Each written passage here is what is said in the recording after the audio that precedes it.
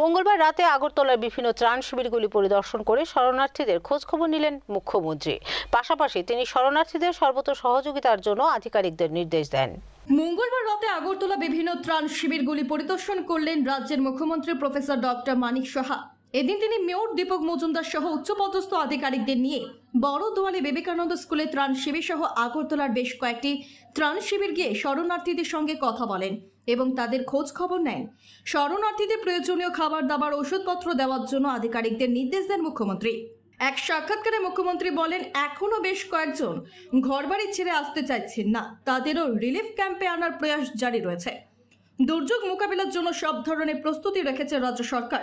সেই মোতাবেক জেলা প্রশাসন থেকে শুরু করে মহকুমা প্রশাসন পর্যন্ত যোগাযোগ রেখে চলেছেন তিনি। लास्ट ईयर से भी इस बार काफ़ी अच्छा है यहाँ पर सिचुएशन।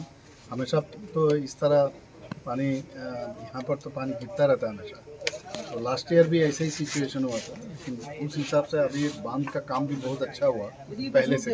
इससे काफ़ी हद तक पहले से कम है यहाँ पर। तो अभी सबसे मिले हैं और इन लोगों का जो मैंने डेंजर एरिया में है उनको लाने का भी हम लोग व्यवस्था किए हैं। खाना पीना जो भी है उनको करना है। और सरकार की तरफ से भी हम लोग कोशिश कर रहे हैं ताकि किसी को कुछ समस्या ना हो।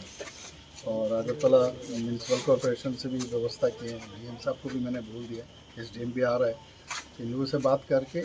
और एक मैंने बोल दिया है, बहुत लोग हैं ना घर छोड़ के नहीं आना चाहते हैं, तो बहुत लोग हैं छत के ऊपर, अभी जो टीना है टीना के ऊपर अभी भी बैठे हुए।